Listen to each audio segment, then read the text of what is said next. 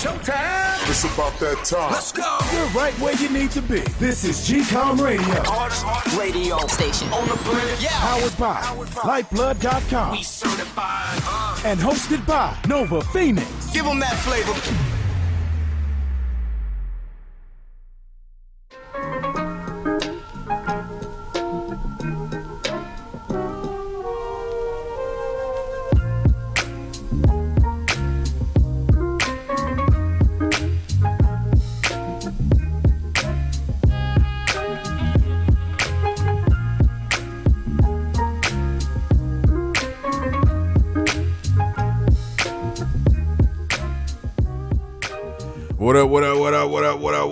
What up? What's going on, y'all? It's Nova Phoenix, the host of GCOM Radio on iHeartRadio. Yeah, so I'm just coming to you guys for this week, and my apologies.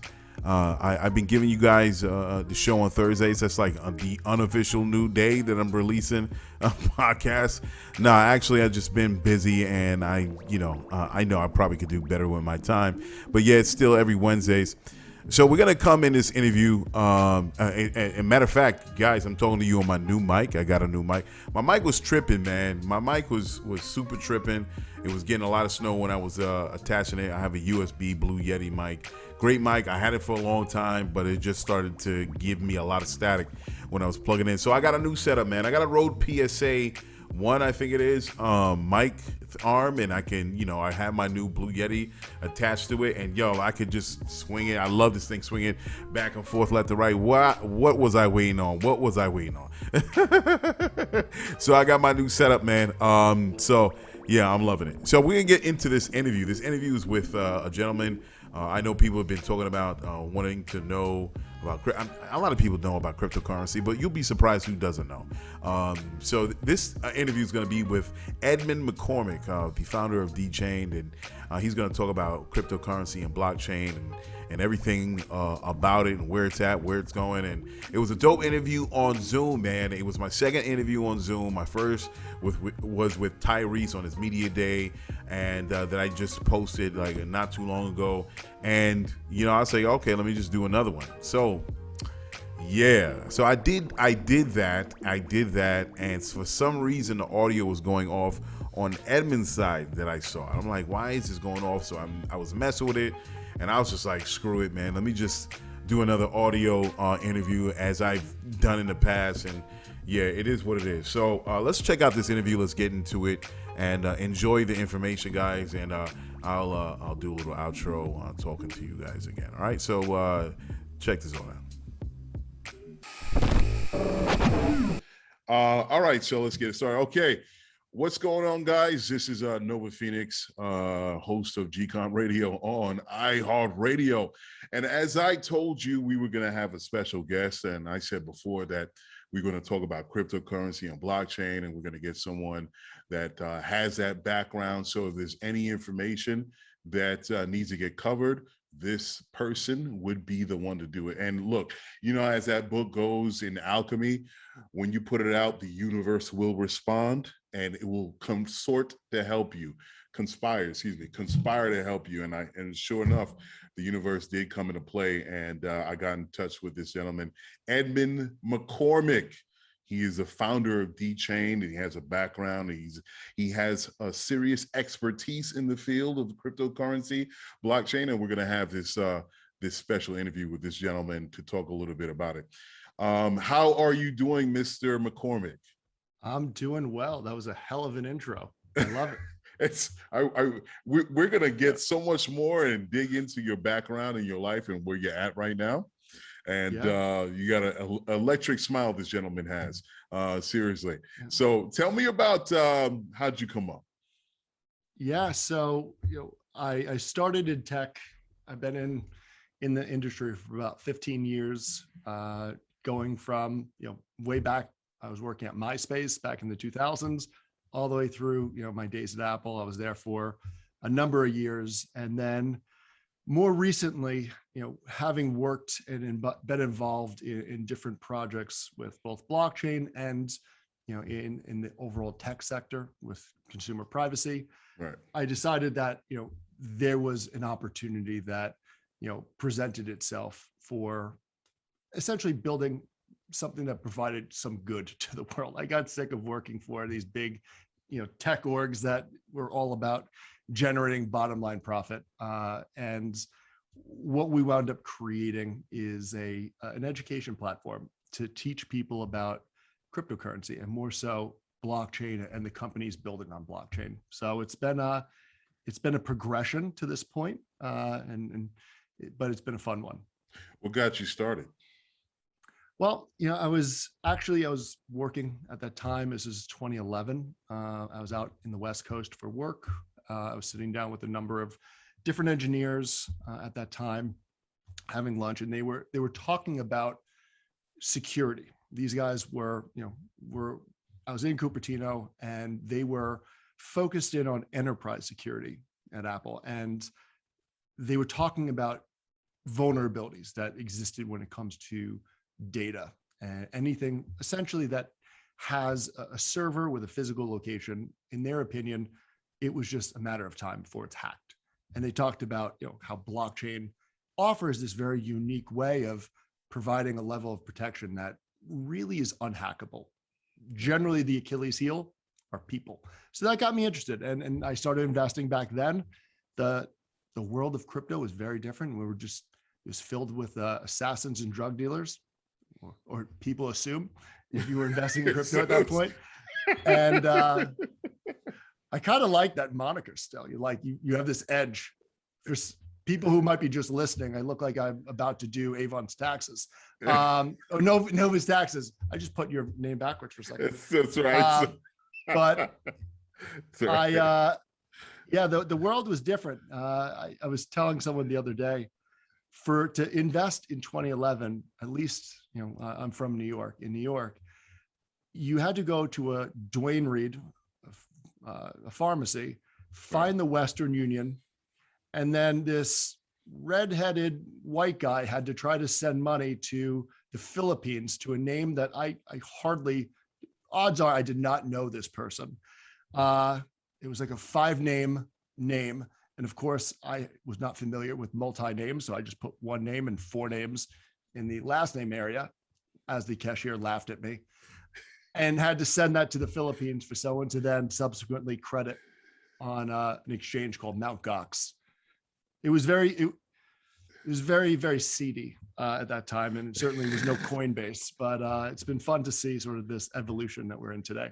Right. So I guess you didn't learn this, of course, from school. This is something that everybody kind of fell into. So at that point, you just went all in and started to find out everything about cryptocurrency and all that stuff. Basically, I mean, there was no precursor to cryptocurrency. Bitcoin was really the only player in the space at that point. This is a few years before, Litecoin and XRP, which is Ripple, many years before Ethereum. In fact, Vitalik Buterin was one of the main contributors in Bitcoin at that point. So you had to sort of trial and error. You couldn't just look at the stock market and apply that, because there are no balance sheets or income statements. Right.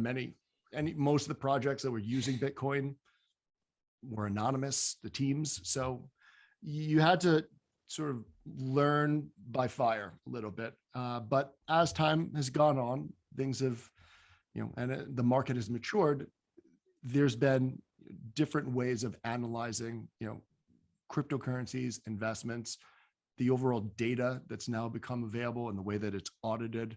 It's gotten to the point where it's allowed institutional investors, or that first wave, to come in, the Bank of America's, Morgan Stanley's, et cetera, who are then going to ultimately take it to another level. Because if you think about how something is going to scale to become mainstream, and something you could just walk into your local bank and buy an ETF with Bitcoin in it, it's got to get to that stage. And right now we're sort of in the teen years of the life cycle of these. Gold would be in its senior years. Right. Yeah, you definitely know how I feel about gold. Look, people still like gold, right? Minerals and all that. It's funny how it plays again. Now, speaking of gold, would you consider like Bitcoin like digital gold almost, because it's not like the original idea was for it to be transactional, and sure enough, it is. As countries and individuals claim Bitcoin, it's put in their digital wallets. But for right now, what it looks like, it's turning into kind of like a digital gold.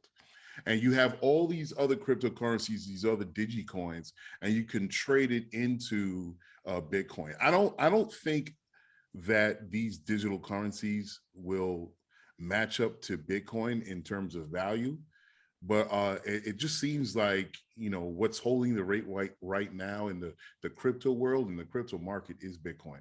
Do you think that's the case? I certainly agree on the basis that it's being used very much like gold. It's a store of value because of the nature of Bitcoin as a blockchain. Many people don't realize that Bitcoin is a blockchain, and the currency is just the native currency with its namesake that's used.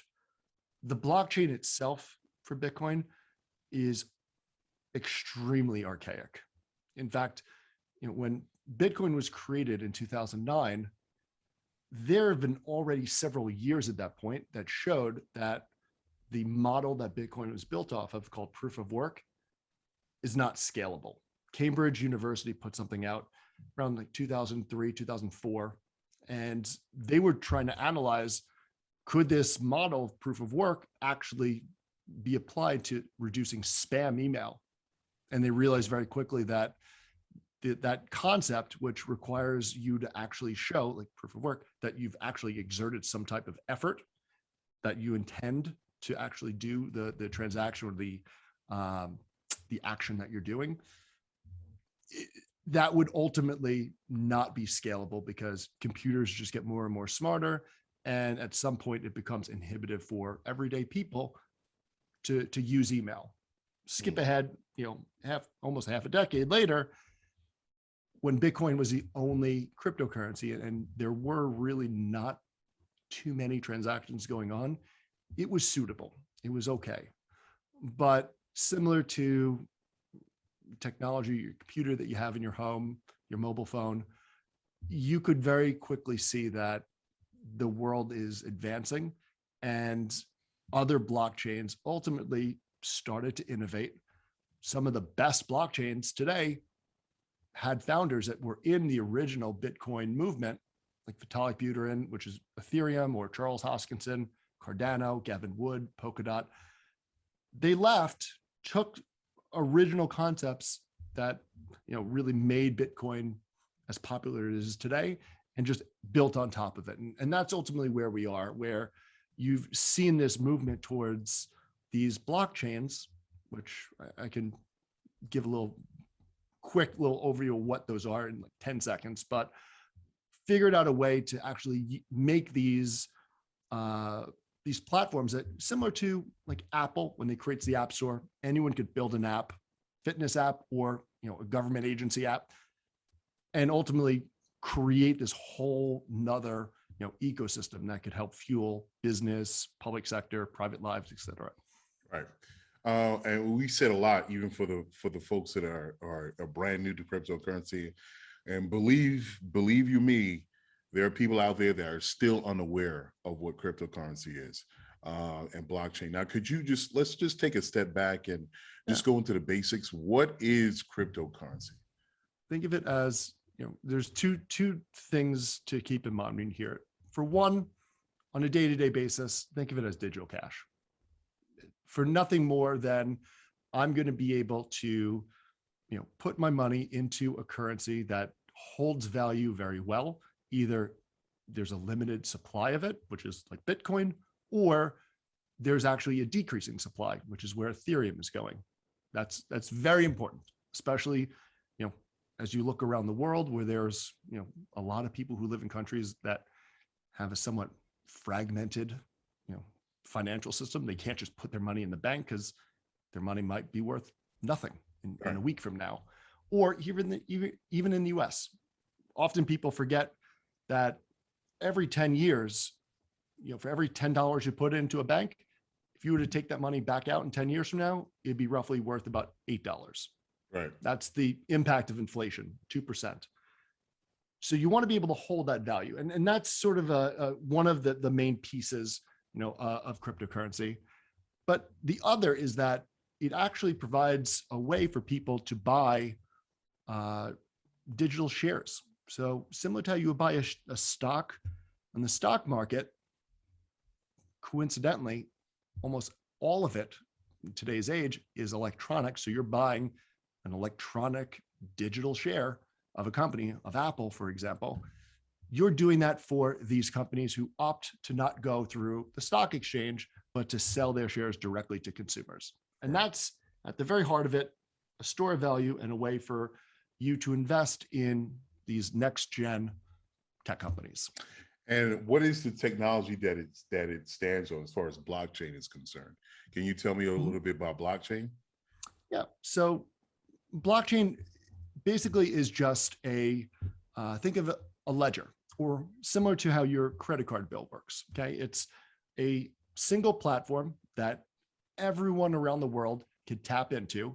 And for every single transaction that occurs, it's added to that blockchain and then sent out to everyone else so that they have instantaneously the latest record of all the different credits and debits that happen. So if I send you money, that will then get added to the blockchain, the next transaction added below, the next one below. And why that's important is that, for one, it provides an auditable trail. So if, going back to those companies I just mentioned, if I want to know the financial health of a transportation company, I can go, ideally in the future, pull their financials from the blockchain, and I could see how much money they have in the bank, are they mismanaging, et cetera, versus a financial report, which comes out every quarter that you could very easily manipulate. The other piece here that's really important is that it's uneditable. So it's a very strong way to hold ownership rights, to be able to have accountability. Oftentimes, it can be a little bit difficult to understand. Years ago, I helped sort of work on a music platform, and that music platform, one of the challenges in the early days of streaming was, how do we keep track of how many times a song is played? Because you got to pay out royalties. Right. And more so, beyond that, how do we know who those royalties have to get paid to? Because that's a super complicated web. This provides a very transparent, very direct way to not only be able to see how everything needs to get paid and send that out exactly how it needs to get done, but to also keep an accurate audit. If you're a musician, you're hoping that Spotify is being honest with you. You're hoping Apple's being honest. You really don't know. This is true. Now, would you say that this theoretically, I don't want to say it. The plain simple question, is it uncorruptible? Can you say blockchain, it's not possible to, because there are a lot of companies right now in the digital era that we live in, there are a lot of huge companies that are getting hacked. Their private data that's getting stolen is being ransomed, and they're paying out these companies. They're paying out gazillions of dollars. Okay. And I'm talking about major. I think one of them, don't get me wrong, was American Express was one of the companies. But so would you say blockchain is unhackable? There's two things that you just said there. From the tech standpoint, the technology is unhackable. Where the Achilles heel is, it's the people. And this is where generally all security issues, if you think about it, really go back to. It's people. For one, we're terrible at keeping discreet. We're terrible at keeping passwords that are unique. How many people do you know use the same password over and over and over again?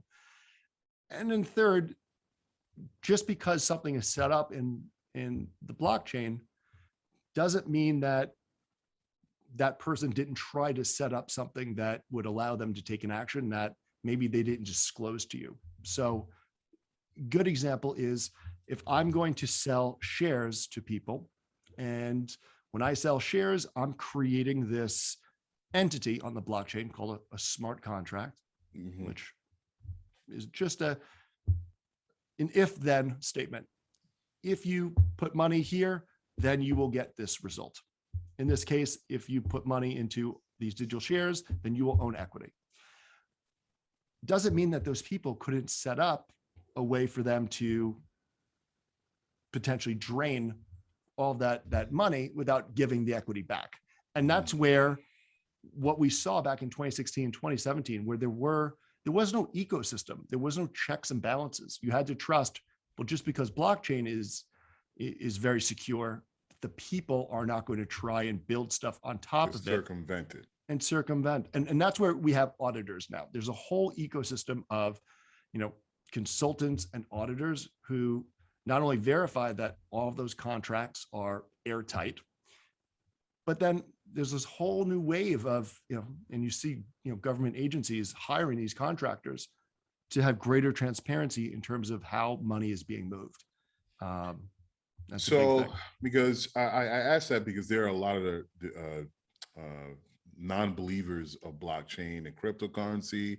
There are people, the doubters, is going to say publicly it's hackable, and as you jokingly say, it's for like people wanted to, use the underground market and sell stuff, and it's not a reliable technology. So you're saying the Achilles heels is human beings. Can human beings make sure that this is something that is kind of airtight, like a bank vault, as far as blockchain is concerned? And how easy is it for someone to trick the technology into some more, dastardly means, whatever? Yeah. So in terms of illicit activity, there's an old saying: the drugs flow north and the guns and the what flow south? Money. And it's not Bitcoin. The king of all illicit activity for monetary purposes is a good old US dollar. There's nothing that has beaten it or will beat it. Okay. So let's just putting that out there. I'd love Janet Yellen to address that. She's skirted around that issue for a number of years. Now, mind you, the same people that knock blockchain and cryptocurrency stand on a currency right now that's being frauded by billions of dollars per year. And I don't know how you can knock cryptocurrency and yet you still have all these holes in this ship. So, I mean, or people forget 10 years ago, these banks that everyone loves, we have Stockholm syndrome, especially here in the US. These banks that everyone loves were kicking your grandmother out of her house when the housing market crashed.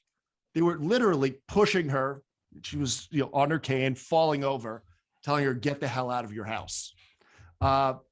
This is what people say, but those are safe. Outside the fact that, if you look at the best money launderers, it's not the drug kingpins, it's HSBC. HSBC will not only launder your money, they'll carry bags to your car and put it in your trunk. I mean, let's be honest with here. So let's start looking away from, those teens in the basement with Bitcoin. But in all seriousness, in terms of, ways that people can always try to build some type of, bait and switch, and it's really not bait and switch. Once you set the rules for a smart contract or a program on the blockchain is going to operate based on what was created. Anyone could try to put smoke and mirrors to get people to buy into something that really isn't what it is, but that's not the blockchain. Those are bad actors who are going to find how to scam you. If blockchain wasn't there, they're going to try and scam you in some type of, herbal medicines, whatever it is. It's always going to be something. There's always going to be a bad actor. But what I think is really funny is if you go back even 2 years ago, everyone wanted to talk about illicit activity. Everyone, it's so easy to hide, on blockchain, yada, yada. Until you saw the Department of Justice not only hire contractors, but they got so good at tracking people that they just do it in-house now. And they're borderline cocky about it, because you could act anonymously. You can go through all these different, privacy and anonymity layers and platforms. But once you come to a blockchain that's very transactional, like Bitcoin or Ethereum, very easy to find you, because all of a sudden that money, if you have to take it out, has to go to a bank. And they actually said, again, they also Yep. said it's got a lot of fraud is going to go through it. Drug dealers is going to, there's going to be a lot underground market. It's going to grown in the blockchain technology. This is unreliable. I mean, they're saying How do you all these cash it? things. How do you cash it out? There's the bottleneck. And that's where, in order to have, especially here in the US, in order to have a bank account, you need to tie it to some form of identification. Right. And in order to get your money, the banks aren't just going to let you walk in with a cold wallet, one of those USB drives. You're generally probably going to move it to Coinbase or crypto.com. Or you need to do, all the compliance checks with them. You need to prove your identity and where you live, et cetera. It's really hard to take that money out if you are doing it for not only illicit activity, if you're even trying to evade taxes. Those windows are closing. It's just like the situation with what's that one? I didn't mean to cut you off. It's like the situation with the movie, oh my God, with Scarface. And he was taking tons of drug money into the bank and said, deposit it, just deposit the money. It's like, when it's in there, when it's in that space, that digital space, it's really hard to not track it or find out who's doing what. It used to be, and these platforms, the platforms that a lot of people use are built to be unpredictable and hard to follow. But going back, humans, we're really bad at using or being eccentric for a very long period of time before habits start to form, and you start to be able to identify those habits. That's why, more recently, even with the Colonial Pipeline hack, they found that money real quick. Oh, they did find the money. Oh, they knew exactly where that money was. They knew exactly, as soon as it went to Bitcoin, boom, they know right away. That's why when it used to be a big threat that these exchanges get hacked, these crypto exchanges. No, I'm sorry. The pause for a Yep. second. If people don't know about the Colonial Pipeline hack, it was these bunch of hackers that hacked a pipeline, an oil pipeline. And correct me if I'm wrong, Edmund. And they kind of halted the flow of oil, and they were asking for an untold amount of money in order to start the system again. And it crashed the whole system. They said, I think it was $5 million. It was some in the millions of dollars. They eventually got it started back again because the interruption of the flow of oil stopped, say, the everyday operations of people when it came to their cars and trucks, I think up and down the East Coast. I didn't even know of this company until it happened. Like, they were so much a part of the operations as far as cars and trucks and that needed oil. Because of this hack, it halted everything on the eastern coastline. It got restarted probably a week later. I covered it. People, if you're watching the show, I've actually covered it on GCOM Radio. They got it started 4 or 5 days later. And I think they paid out the money, but they were trying to figure out who actually was the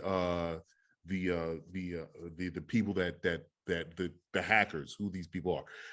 I didn't know that they found out who they were.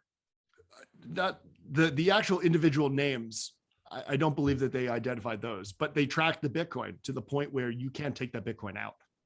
Wow. They can't. So this is the challenge. Actually, this goes back years. This is not something new. People who were trying to evade taxes very early on, and were actually, there used to be a marketplace when I said that Bitcoin was used for illicit activity. It really was. It was a site called Silk Road. And people who were trading on Silk Road or received funds on Silk Road, all of those funds have been identified. Every single one of those Bitcoin are traceable. So there is a lot of Bitcoin sitting. I'm talking hundreds, if not hundreds of millions, if not billions of dollars of Bitcoin that is sitting around right now, where a lot of people are probably looking at that hard wallet that they have, a cold wallet, and saying, if I touch that and if I move that Bitcoin, I'm done. I'm gone. I'm going to jail. And that's what's been reported. If you touch that Bitcoin that was paid out, Fascinating. very hard. It'd be very hard to not get caught. That's so this knocks a lot of the people that were knocking on blockchain. Like, you just can't have this shadow market happening and moving tens of millions of dollars and nobody finds you. It's very, very, very hard. And you hit the nail on the head there. You're doing it with $10,000. Maybe there's a way that you can hide that money and be a little bit, hidden. You want to move volume and size, extremely hard. Extremely. There's a lot of habit. There's a lot of breadcrumbs you're going to leave. So what are the other possible inventions that blockchain can be used for? We spoke about a little bit before off the show. As far as voting, a lot of people had an issue with the voting machines. And they were saying, no, we don't want to digitize these voting machines. They're easily hackable. Anybody can mess with it. We can't rely on this. And a lot of people that are pro blockchain and just pro technology, just to somehow modernize our voting system, how can they say, hey, let's use blockchain. Why not? Because it's something that we can verify based on the technology. It's airtight. What do you think about that? I'll go to an abacus rather than having, did you watch the presidential election when they had, old Ethel trying to count the one by one in, Maricopa County, whatever the hell. It's always Maricopa County. Everything is always Maricopa. It's white Maricopa. I'm just kidding. I didn't say that, but I got 1001. And this is someone, I don't even want this person on the road driving rather than picking a president. Are you kidding me? So I don't care what it is, abacus. If it does, it's not blockchain, anything else. But blockchain essentially, because it does not involve, people in the process. You are setting, a technology that is going to count a vote. It has a way of keeping audit, of avoiding fraud. The idea of blockchain was built on this model of avoiding double counting, meaning if I give you $20 and I only had $20 to start with, I can't go give someone else $20. And there's many complex things under the hood that blockchain is able to provide that ultimately makes a system where you don't have to rely on people. Because if you think back, one of the challenges that we have today is, while we can reach out to anybody in the world and you can talk to someone in any corner, from New York to Beijing, and that's what the internet brought. We have to put a ton of trust still in people that they're going to do what they say they're going to do. When I pick up a package of meat, I have to trust that labeling is correct. Right. The fact is that it's often not. And people, ultimately don't do what they're honestly, I don't even know why we're still, we do it on game shows where people pick the best contestant from the comfort of their own homes. I don't even know why we have to go out and vote, go to these precincts. We should be able to vote right on our computers and say, this is the person I want. Even though I understand the argument of things being easily hackable and interrupted, if blockchain stands on their technology, or the people that, of course, that are improving the blockchain, you should be able to click a button right from where you stand. Okay, I want this person as my comptroller, my city council member, my mayor, governor, right up to the president. How is this not being even explored? So again, I'm not an expert in naturalization and all the different ways that people get citizenship to vote. So I'm certainly not the right person there. But from my experience, when you're born, especially here in the US, you're given a social security number. And why can't you just have that social security number tied to a blockchain ID? And To When verify who you are. Yeah, and when you vote with that ID, that's it. You can't vote again. That's it. You're done. And you could do this from anywhere in the world. Seems like a very easy solution. You don't even need, I mean, first of all, and I'm old, but why do I have a blue card that I have to keep in a Ziploc bag? Because that paper is going to disintegrate. How do we expect this thing to live for 40 years? Like, this is hysterical. Like, this proves my identity, this little piece of blue paper. So there's better solutions out there. Right, I'm sure. And I'm just wild. It's wild. At least explore it. I'm not saying all of a sudden you want to, hey, let's use, but I'm just saying at least explore it. Go through a couple of trial runs for 2 to 5 years.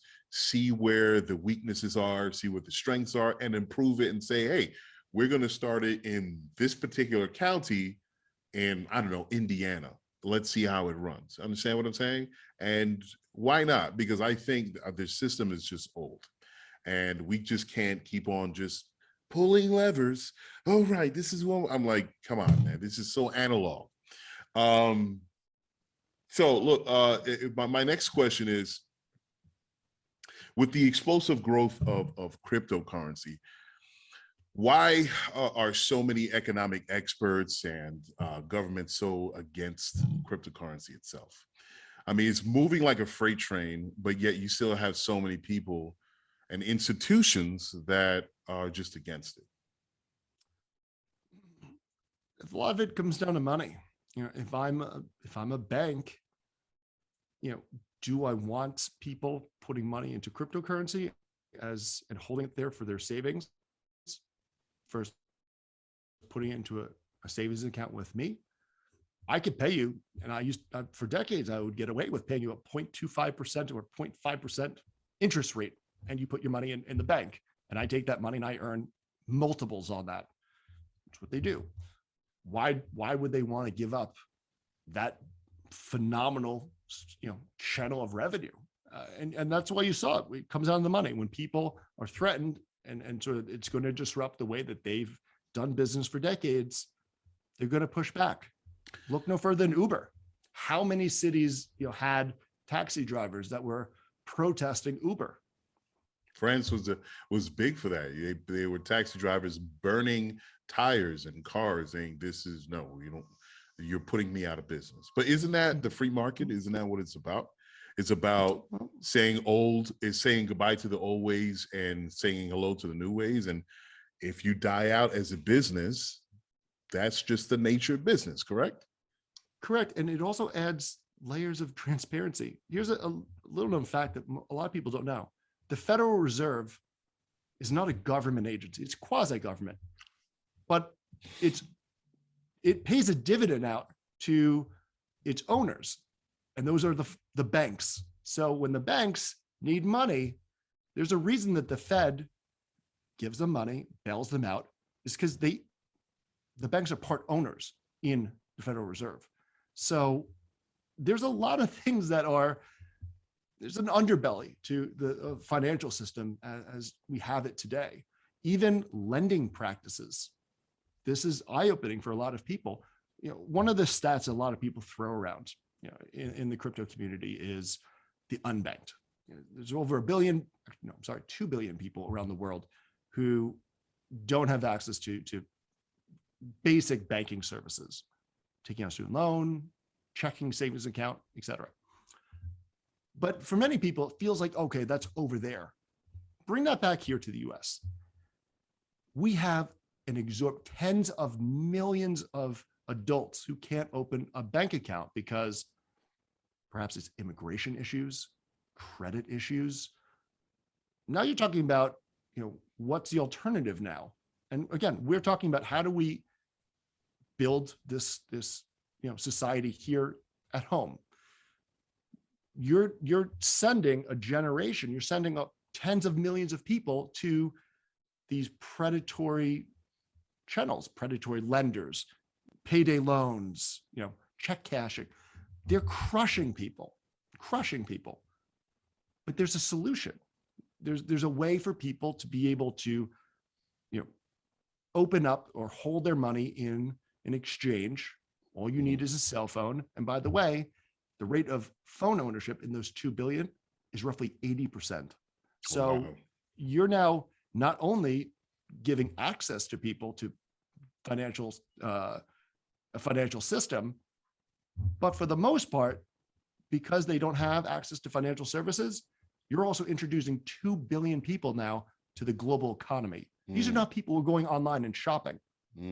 Now you can, there's a lot of things that, that cryptocurrency and blockchain open up. And that's why, here in the US, you see Gary Gensler, who's the new head of the SEC, who oversees all securities and stocks. And then Lael Brainerd, who runs the Federal Reserve. The two of them have been very vocal about you shouldn't put down this new technology because either you don't understand it or you're afraid of it. Think no more than those congressmen, and I'll just leave it at that. Who has grilled Mark Zuckerberg and team. And on GCOM Radio, if you do not know, if you haven't listened or heard of GCOM Radio, we get pretty raw here and uncut. Yeah. Because the only way we can move forward and see things as they are and improve society is by putting it on the table. I kind of see blockchain and cryptocurrency as, and I kind of explained it to you before, but just to say to the audience, blockchain is, and the cryptocurrency is kind of like brakes that work too well, new brakes that work too well. As you have old brakes, you know how it feels. If you push it a certain way, you can stop here and push a little more pressure. You could stop a little shorter, and you kind of get comfortable how things go. And then you take your car in and you say, hey, listen, your brakes, they're getting old, and soon enough, they're going to start squeaking, and they change those out, the old brakes for the new ones. So you're comfortable with how the brakes were going before, but now you have new brakes. Even if you press it a millimeter, it stops you too fast. Wait a second, Jesus. And you have to reacclimate yourself to these new brake pads that are on your shoes. Now, is blockchain and cryptocurrency in the same way, where, this is where I'm getting at, where how the traditional banking institutions have functioned for decades and kind of used certain backdoor things that they were able to do, and so they kind of fudge their ledger, their books, and every quarter. Is it this cryptocurrency is just a technology that just works too damn well and they can't do the same things they were doing before? Yeah. I mean, it's a shame that you can't have, the wonderful work of Arthur Andersen, the pinnacle of accounting. They went out of business 10 years ago with Enron, or great hedge fund managers like the Bernie Madoffs, or they're in jail. Yeah, sure. Yeah, I'd be pretty pissed off too if I can't go around to my boys club and make a shit ton of money on people and blindside them. Yeah, I'd be really angry too. Wait a second, you're telling me I can't do that anymore? No, cryptocurrency is terrible. Yeah, I can't. You mean I can, my wife will be able to track how I pay for hookers when I'm out on Vegas conferences? Yeah, I'd be pissed off too, man. And you saw,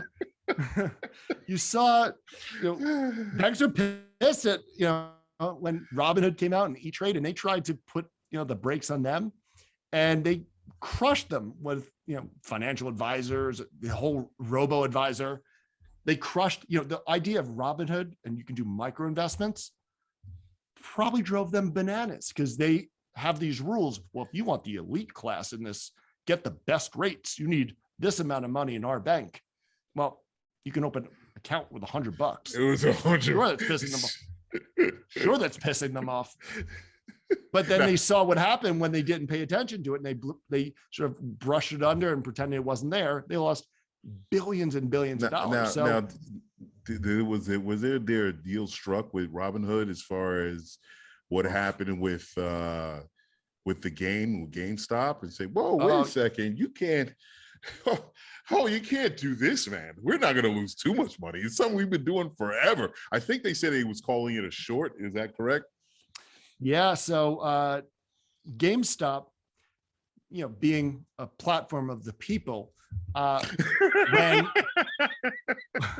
when all of a sudden there was this movement, Wall Street Bets, and people online just said, hey, Oh yeah. There's a couple of retailers that we like. One of them is GameStop, and you have all these hedge funds that are saying GameStop's going to go out of business.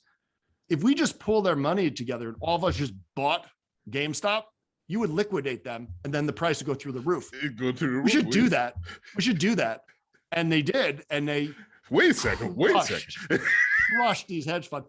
And what happened is what was so entertaining is seeing this stuttering buffoon of Robinhood just be like, no, we are not influenced by the hedge funds, like shitting his pants. It was amazing. Listen, certain things, look, it's kind of like cars, all right? Back in the days, cars got stolen a lot, right? But then the car automakers got so good at kind of making cars theft proof.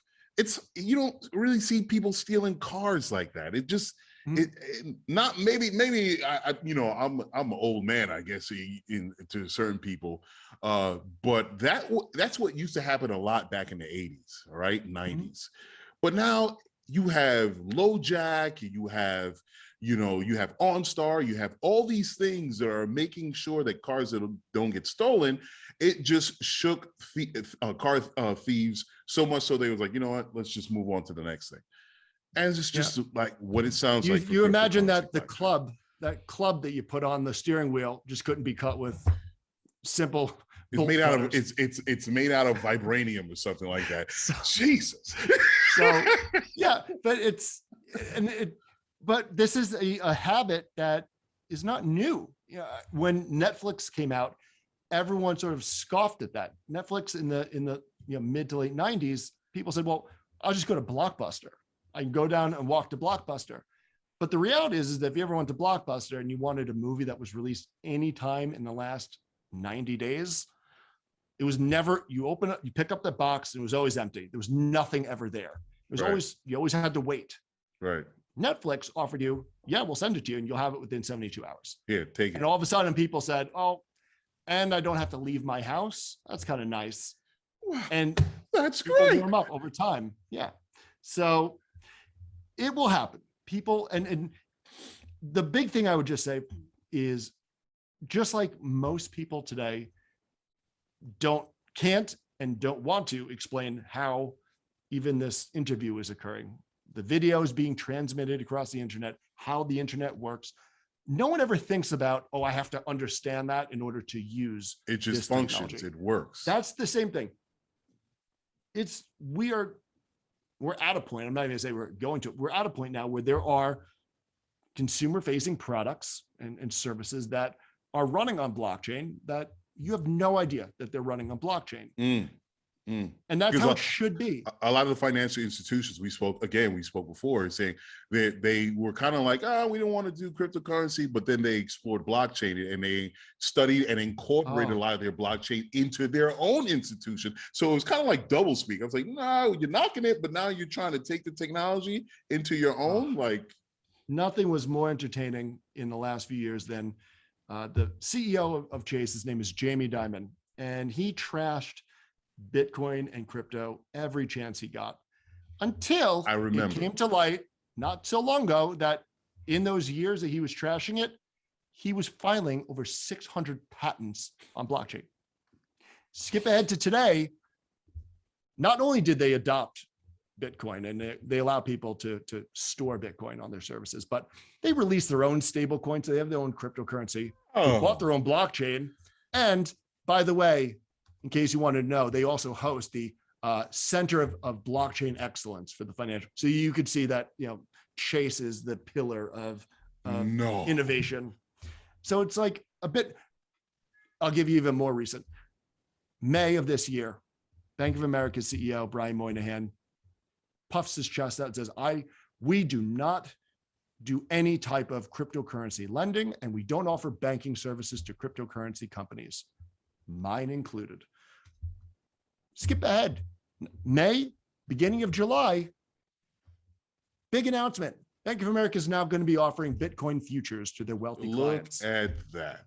Why? It's because there's money to be made. And very quickly, how fast opinions and beliefs are changed, if there's money to be made in that industry. And because eventually the people said, let's knock it. Don't worry.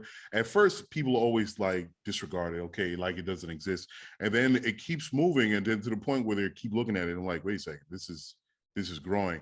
And they'll knock it. And then to the point where they just turn into hypocrites and they'll knock it. But then it's like, yeah, why don't we go work on something like that? And then all of a sudden they have their own platform to their they look down the street and they see Goldman Sachs is now doing it, Morgan Stanley's doing it, Fidelity's doing it. Wait a second, we're now the only ones not doing it? Let's change that. And I guarantee they had these meetings amongst each other in their smoke rooms. Sure. And they are saying, oh, we won't do it. Henry, David, yeah, that's not nothing. And then slowly their own people started to turn. It's like, wait a second, he's doing it and he's doing it with his company. All right, let's get started. That's how it goes, because nobody wants to be left behind and become obsolete. Now, moving to the next question, Dchained. Tell me about Dchained and how you want to improve people's knowledge of cryptocurrency, and where are we going with Dchained? Yeah, so the concept was pretty simple. When I look at 2016, 2017, when I got the idea of it, I knew I wanted to build something in blockchain. I didn't really know what. I had done a few different businesses that were internet based, and it struck me. I was looking around and I saw, I grew up in the Bronx, and people around me, firemen, teachers, et cetera, dentists, they investing in this because they keep hearing it from their friends and their kids are telling them, and they're investing in something. None of them know what the hell they're buying. And ultimately they thought that it was a surefire win until the market turned in 2018. And the people that got hit the hardest were these people. The reason being is, and it took me a while to understand, just asking them, well, how did you find out information on what you bought? Well, I watched, different YouTube videos, or, I would read articles here and there, but, it was too complex. And that's where sort of I unpacked it, where either the information is too complex, and you find out most people read up to where they understand and then sort of drop off, which could be really scary because the important information could be, shown underneath. It's just not provided in a way that is easy to understand, or the information, is sort of presented in a way where you don't know if it's actually objective information you need to know, or this is a paid promotion. And I hate to say, a lot of the content on YouTube for crypto is at the benefit of that content owner. And, right. And it's been funny, you see, more recently, a lot of those influencers, especially on YouTube and Twitter, have made so much money pitching these coins and tokens to their viewers. And it's come to light that a lot of the times when they were pitching it, shortly thereafter, they were selling off because they had all this demand. And these influencers at this point now are trying to wash their hands, and they're calling each other out for their practices. And it's phenomenal to watch. If you ever want to see rich people want to bash each other and show skeletons in the closet, I could watch that. Put that on Bravo, put that on, I'll watch it every single week. I watch embarrassing shit. Now, so I just told you a lot about me. Because you want to know, what are they saying? Okay, what are they exactly saying? Is this incorrect? Are they leading people on? Like, how am I going to understanding your position? And they get personal. And they get personal. Yeah. But you want to watch this. I want to watch that. But for me, I realized I want to do something that was very apparent, where we would ultimately, where we would monetize. We would go through a membership route. So that we're not trying to sell you on something. We're not trying to get you to buy things you shouldn't, or not going to, that might not help you. But what we want to do is create, a platform, a single pathway that people could learn how to get set up. How do I create an account and link my bank to it? Right. And feel okay asking someone who's an expert in that, not, your neighbor's kid because he's good at the internet. Or some random YouTube video. And then grow from there. Learn what what is Bitcoin? What is Ethereum? What's the difference? What is decentralized finance? What are these NFT things I keep hearing about? Right. And you have a Non-fungible place where you tokens. can learn. And we also, have sort of the other side where we do these live Q&As, we have these workshops, so you can ask people directly who know what they're talking about. And in saying that, we invite others to join us. So we have lawyers who come in and talk about different legal things that are sort of being discussed out there in the market. We have accountants join in, telling people here are things you need to know. Going into tax season, keep these one or two things in mind. Right. So we want to try and provide the foundation and the basics that people need.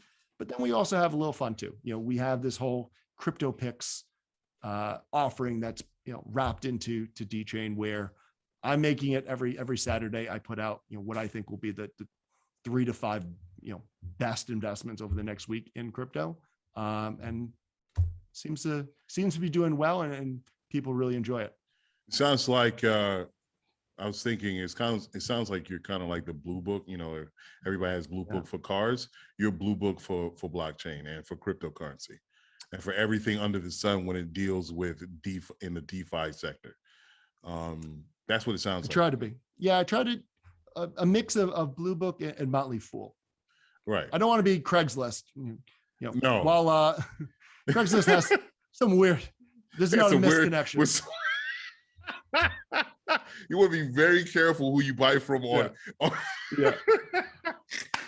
You don't know who you're meeting. Like, I'm like, that was the only problem when I was buying stuff on it. I'm like, wait a second, Craigslist, you're selling a sofa. Like, where am I going to? Like, you don't know. And then it's such like a load off when you go to the person, you find out, oh, they're actually legit. You know what I mean?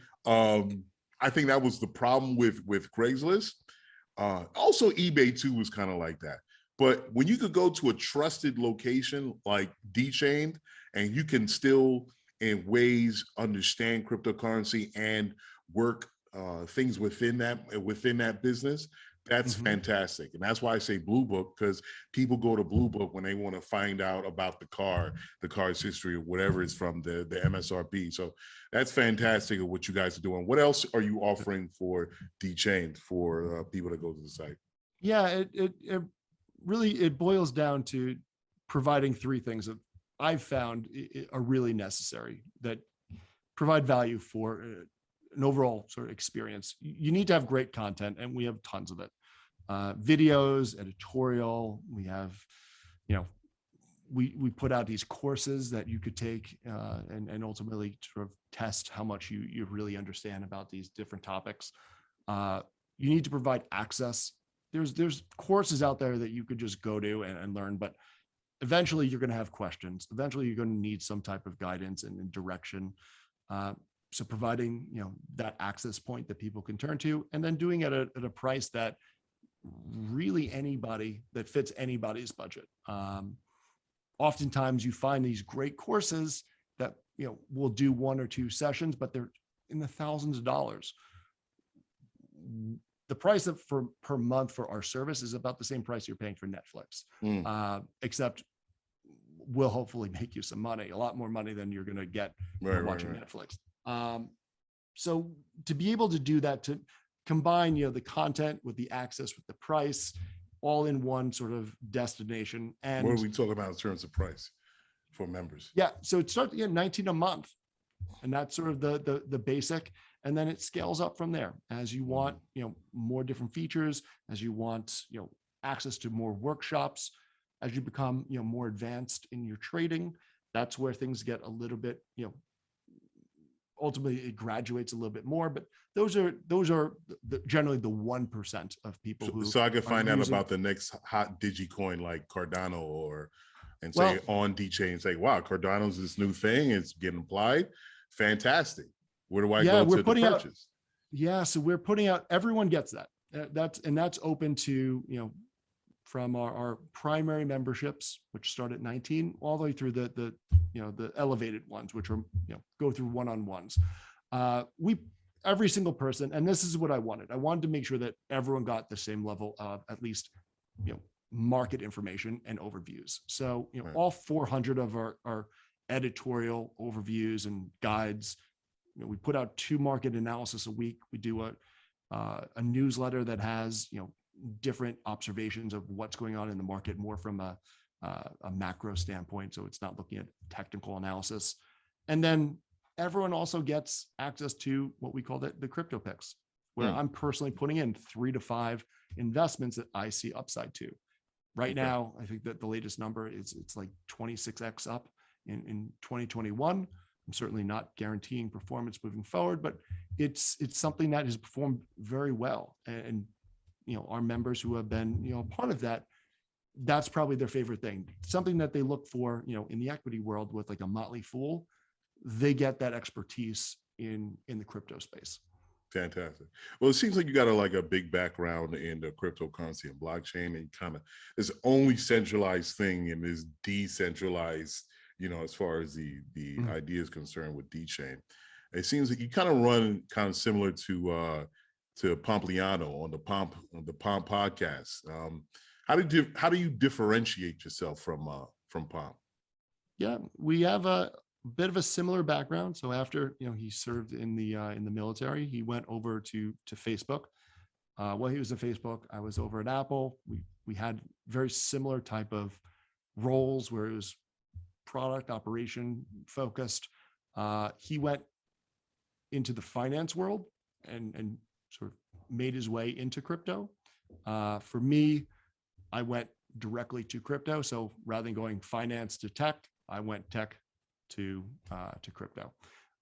So the path there, the background is very similar.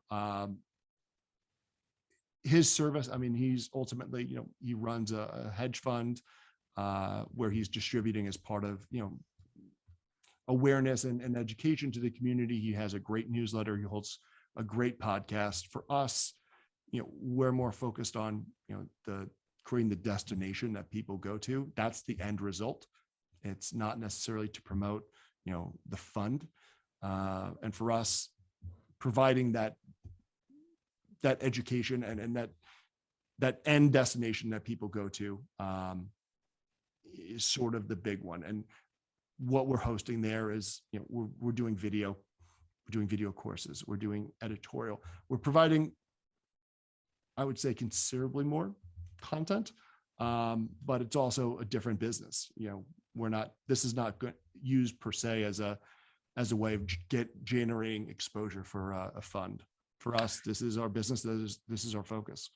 Yeah, it sounds like Pomp is more like go, go, go, go, go is beautiful. And he does have some educational pieces on his podcast, but, for those that are young and with the green thumb, in the game, freshmen in the game, you just can't go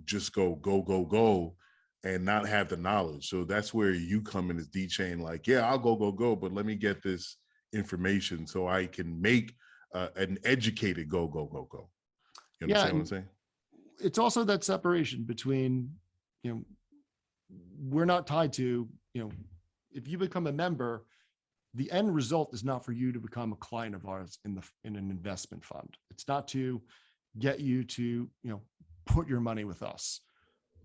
The goal is to deliver, a great service that you find valuable, that you are a member and you have a subscription to.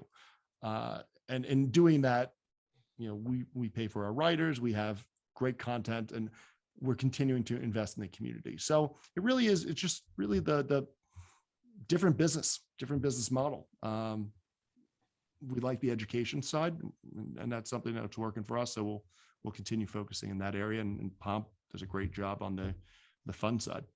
Okay. Now you just to pick your brain a little bit more on your expertise.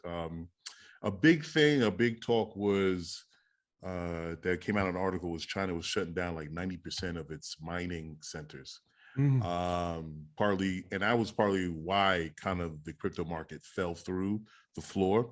What do you have to say about that?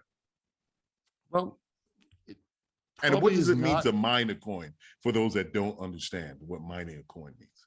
Yeah, so mining a coin is you're running these large, basically data centers. They're running these computers that are essentially trying to add new transactions to the Bitcoin blockchain. So how it works is this.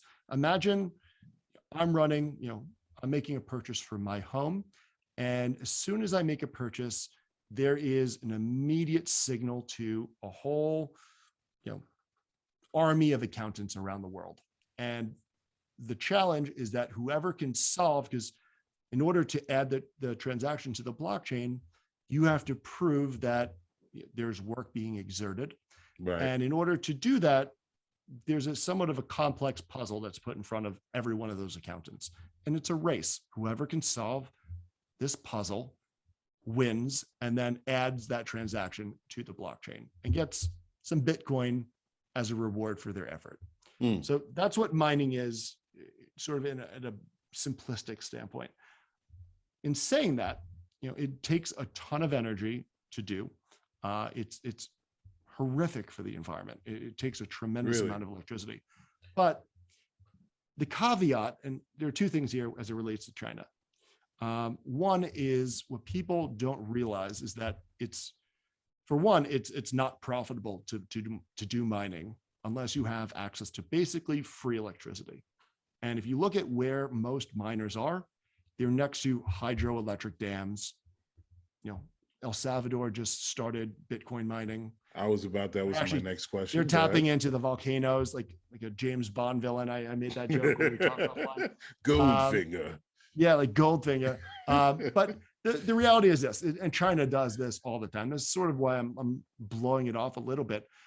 If you're running a communist regime and you want to limit and censor information and media and whatever information can get out, it's probably not a good thing to let a decentralized platform where there's no way to censor, there's no way to limit information that your citizens can obtain, no way to quell riots or uprisings. It's probably in your best interest to just ban all of that in your country altogether and to shut it down. And that's what they did. And it's no surprise, because ultimately, if they want to have control, they need to limit, the information that their citizens are able to access. Okay, so all right. You did mention you can't, for example, you can't Google Winnie the Pooh in China because its citizens for many years would joke that Winnie the Pooh looks like their president. That is and we can't have that where the government runs the media and everything. We have to make sure that's controlled. Cartoon bear on Xanax. Hello, Pooh. No, that's Eeyore. I need another. That's Chappelle. I need another hit, Pooh.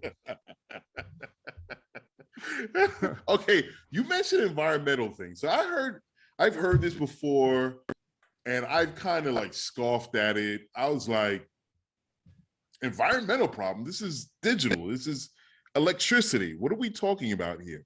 What is this they're talking about? Let me just read some of the information. They says that Bitcoin mining accounts for about 0.4% of the world's energy consumption. Bitcoin's electricity consumption will be about compared to UK's energy consumption, and they're calling it dirty currency. They're saying fossil fuels are being used to provide that energy on top of that. So what is this information that's going on about this dirty currency, environmental impact, negative value? What are we talking about here? Yeah. And even Elon Musk jumped off of Bitcoin and says, I'm going to go to Dogecoin because I want to have this high moral ground on how we kind of handle our environment. Like, and I just looked at it on Twitter. I'm like, what are we talking about? So the truth is it takes a lot of energy, and it certainly eats up, sure, a lot of resources. But the fact is, and China was leading in Bitcoin mining globally. And if you look at where their Bitcoin mining facilities were, they were in the middle, they were in central China where there's nothing. There was nothing. And they were next to these huge factories full of servers and computers that were next to the hydroelectric dams. And the reality is those dams, electricity in general is really poor at traveling. It only can go a certain distance before you have to build in things like amps. And in that process, a lot of electricity is lost. And ultimately, this is why a lot of these mining facilities will go next to these hydroelectric dams or windmills or volcanoes, because there's only a certain amount of electricity that is going to be able to travel. Otherwise, and if those mines aren't there, it just gets wasted. It doesn't mean that less electricity is being produced. You can't just limit electricity on a hydroelectric dam. So ultimately, they're tapping into what would otherwise be used as, wasted electricity, unused electricity. So the fact is that when people talk about usage, you assume that you're putting it, one of these mines in the middle of a big metro city. It's just not the fact. But in terms of it was very interesting to see the timing. Bitcoin's been around for 12 years, not a peep about environmental. And you saw it, academics talked about it, but celebrities never got behind it until all of a sudden you saw that a lot of financial institutions started talking about it. And you saw public figures like Elon Musk. If I said that I was, I thought I didn't believe it. Burning, I didn't believe it. I mean, he's a CEO of two companies. He's got to stand on the right side, and there is no other option. You have to take the environmental side, even if you say all those figures that are being thrown out are BS. Look at where all that electricity is being consumed. That's going to get misconstrued, and the easy answer is I'm going to get behind the environmental cause. Even if he kind of fashioned his response to that saying, yeah, Bitcoin cryptocurrency, it eats up a lot of energy, but we're going to find out where this waste is. But before I jump to conclusions, let's do a little investigation. And he has the resources and the manpower to do that. So that's why I was like, and I'm a big fan of Elon Musk and everything that he does. But I was just a little like, what? You're jumping off of Bitcoin because of that? And what's the miles per gallon on a rocket? Give me a Those aren't electric yet, break. right? No. Okay, cool. Good shot, Elon. Hey, good shot, Elon. Yeah, whatever, bro. You just want to jump on the Dogecoin because it's probably got an unlimited cap on it. Cool. Whatever, bro. Yeah. That's why I was like, okay. Let's get back to business, because all of this I felt like it was just a bunch of smoke and mirrors. I'm like, fine, whatever, Elon. Now the other thing is that you did mention before. Now we have a lot of countries, South America in particular, is they're adopting Bitcoin as their main currency. It's El Salvador, that's Venezuela, I hear Uruguay, maybe I'm wrong, Uruguay, Paraguay, one of them. But this is coming into public knowledge. Where do you think this is going? What's the trend here? What's going on? Yeah, and if you look at, I'll go Argentina. Argentina, first of all, I love the citizens of Argentina for what they did recently. In the last 30 years, there is no country globally that's been hit more with inflation than Argentina. The number is astronomical, and I don't even want to undersell how bad their inflation rate is. Terrible. The dollar it's just terrible. So for a country like that to say, you know what, if there's a currency that could hold value, we're going to put our money there. Fact is it used to be everyone, we'll use dollars. Well, dollars are hard to get globally. And in many of these markets, in many countries, there are these gray markets where people are selling dollars. They'll say, all right, you want dollars for your money, we'll sell it at X rate. But the fact is it's actually hard to get it. So it's not as prevalent as I think a lot of people think. Bitcoin is, and other cryptocurrencies are. So I could see the allure as a way of holding value and ultimately transacting around the world. But what I love about them is that they, as part of their economy, they're given free electricity. So what they started to do was they did Bitcoin mining at home, going back to, takes up a lot of energy and electricity. That was the middle finger to their government was, okay, we're going to Bitcoin mine, and we're going to crush you. It would And crush. I love it. I love that they did that. Yeah, actually, what happened was China said they were shutting down their mining centers.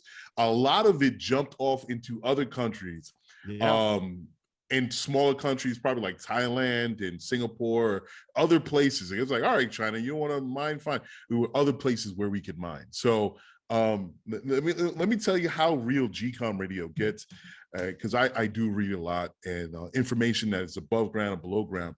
It's a book called Confessions of an Economic Hitman. And it was a man that was actually talking about there are a lot of things that America does to other countries that American citizenry are totally unaware of. So they'll go in and talk to the president of this country and say, hey, man, you got great resources.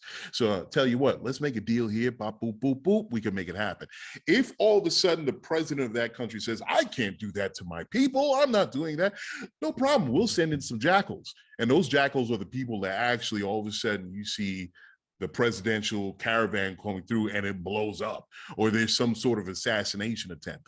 Now, a lot of it is because they're trying to acquire the resources and trying to figure out a way how we can make it economically viable for the United States to kind of get the lion's share of the resources of that country. So this is what happens. When you have a foreign policy that destabilizes an economy of other countries to the point where there's an inflationary rate where it is unsustainable.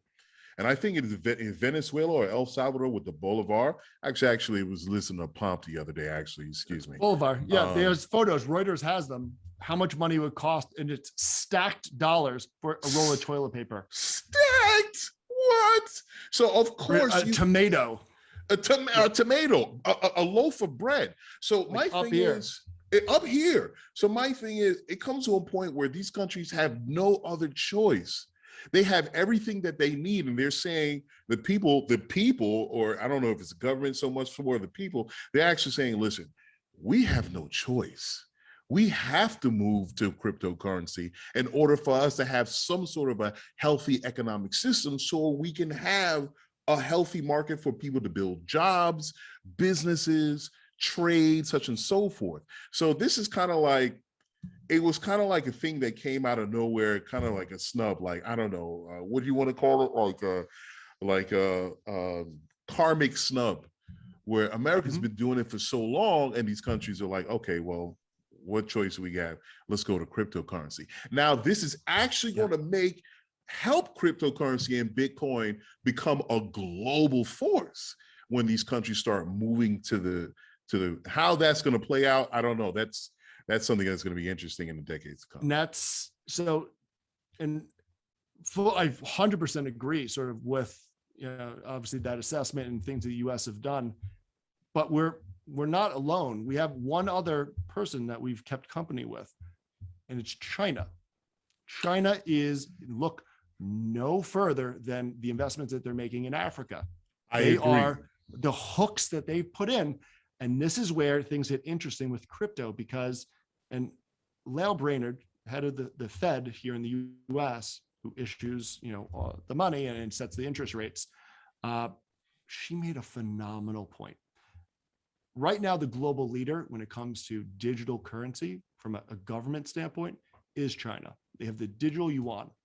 And what she said was, yes, there are benefits to blockchain where you want to give out COVID relief, you want to give out social services, et cetera. Blockchain helps you do that and distribute much easier than what we have today. But the fact is this, is that the position that the US is in, where it's, a global leader in the financial world, especially when it comes to our currency, is something that's under threat, because ultimately you have other powers out there who are aggressively building these relationships that we have done for decades, hundreds of years, and also telling the citizens, oh, by the way, we have a crypto version of our money as well. So you don't even have to, we know that the banking system here is unsustainable, but everyone here owns cell phones because cell phone ownership is sky high. And that's fascinating how that happened. You have a way, just because you have a cell phone, now you can have yuan and you could trade yuan, and you should adopt this as your currency because it's stable. And essentially Lael Brainerd saying, if we don't act, we will fall behind. That's right. We will fall behind. Now, China is a superpower. Let's not kid anymore. China is a superpower. So now what the thing is, you're 100%. right about Africa, but it's just not Africa. It's happening in Europe. There are deals yeah. with All Russia. over. It's happening in South America. So In the my US. thing is to the US. My thing is They own so much of our debt. they own so much of the debt. So let's be honest here. The only way when we pay attention to the global stages for every country and the superpowers, and for America that kind of was ahead of the curve, right or wrong, America is ahead of the curve in the economics in the world market.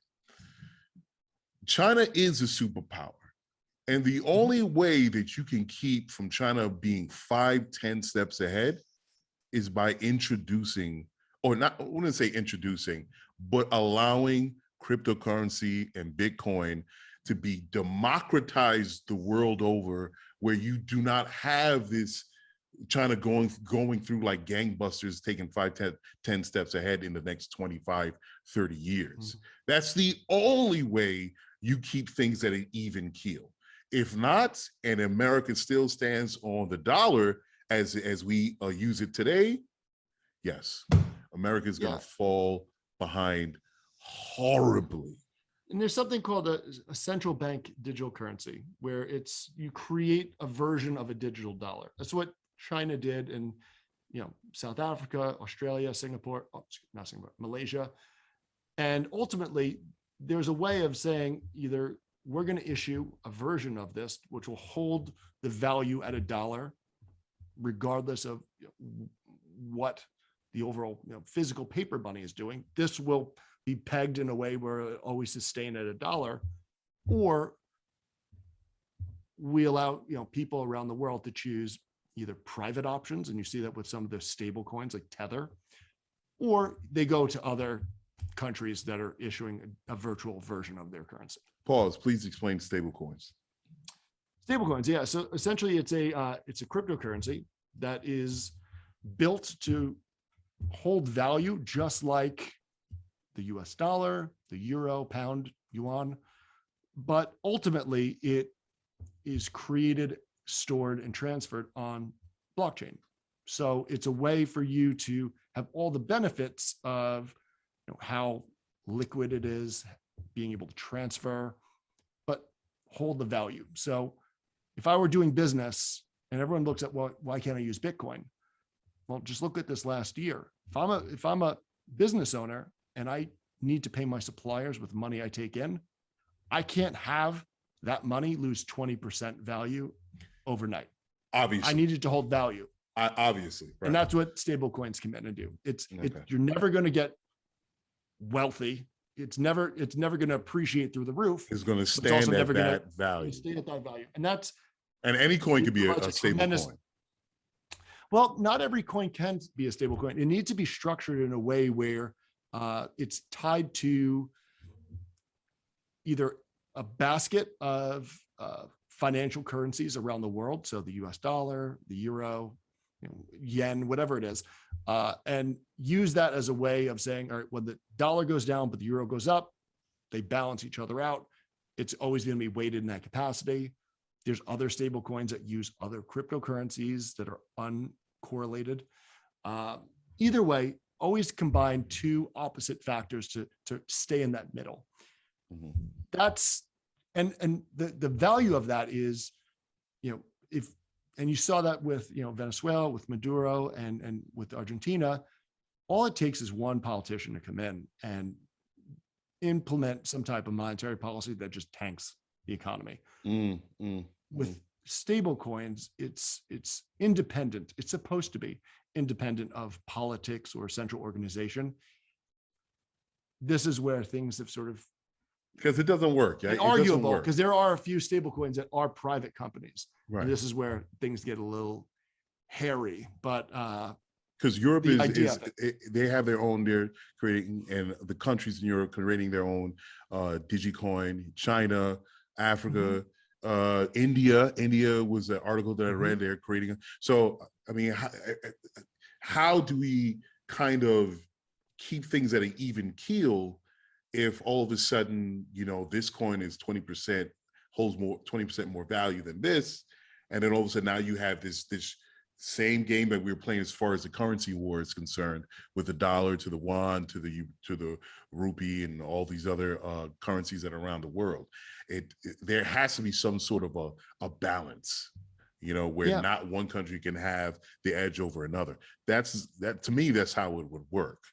Go ahead. Yeah, and it's sort of, you're seeing a lot of those stable coins that have been really poor at holding value. People have been moving away from those. You're seeing more of a centralization or a movement towards several, with the idea that regardless if you're tying it to a euro or whatever, it shouldn't matter, because you'll be able to exchange them in a way where there is no real exchange rate. 1 equals 1, whether it's a euro or a dollar, regardless, because it's always going up and down. And there's a number of things that are at play there, but it's going to be a battle that'll be very interesting to see who wins it in the coming years. Yeah. Now, two last questions here. I kind of played it. I put out a press release when it came out to my company, Lyfeblood, as far as being part of the New World Order. Play on a word. Everybody says New World Order, New World Order. Oh my God, all these countries. Do you see one coin being the one coin that holds all coins? That's going to be the global currency, as you say. I don't see one coin being used as a global currency. I see there will be coins that will serve certain utilities. Bitcoin, I think, is very well positioned to act very similar to what gold does, hold value. It's finite supply will always sort of provide that. But from a blockchain standpoint, using it on a day-to-day transaction, it's not usable. It's not practical. Ethereum has basically at this point sort of cornered the market in terms of being that base layer. So sort of like the app store that Apple built, that everything else can be built on. But then there's other blockchains, there's other areas, in this space that are being built to address whatever those needs are, whether it's for security, whether it's for faster, transactions or scalability, more of that, as you get down the AI route. So I think that you'll see certain projects, certain cryptocurrencies, blockchain companies rise to the top in their niche, but it's still going to be fragmented. And ultimately that's a good thing, because the idea here is you don't want a central overlord or central organization overseeing all of it. You want it to be decentralized. So what's the long-lasting implications of this?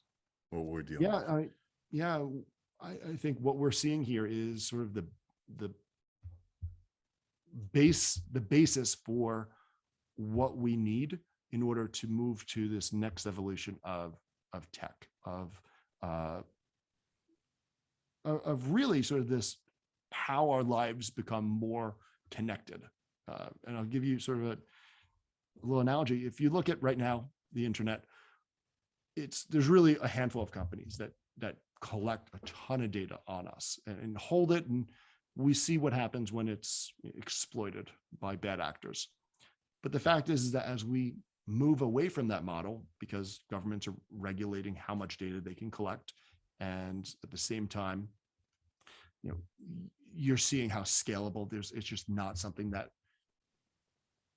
it's not going to be able to sort of meet the requirements and needs for what companies, healthcare or governments are going to do with AI, or with, what could be done with 5G connectivity. And 5G, once we get to that level where it's real 5G, where your phone will have, exponentially faster Wi-Fi than what you can get at home.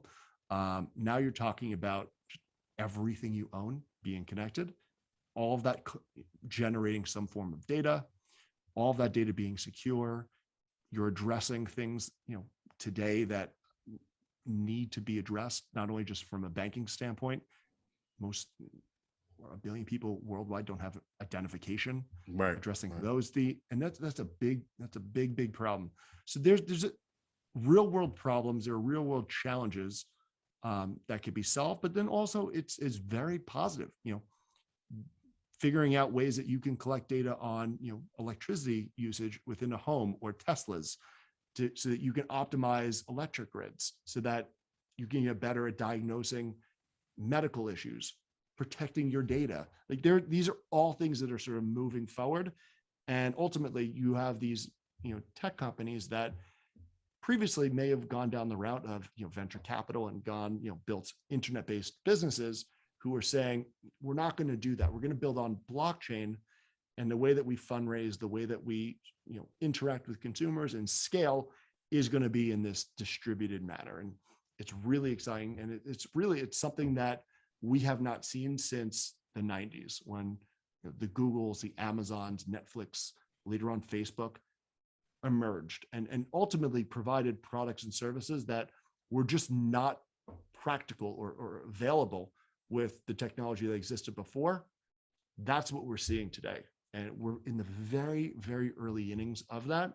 And this is what's really exciting, because people have the opportunity to invest in something that resembles exactly what it would have been like to invest. I remember that scene in Forrest Gump.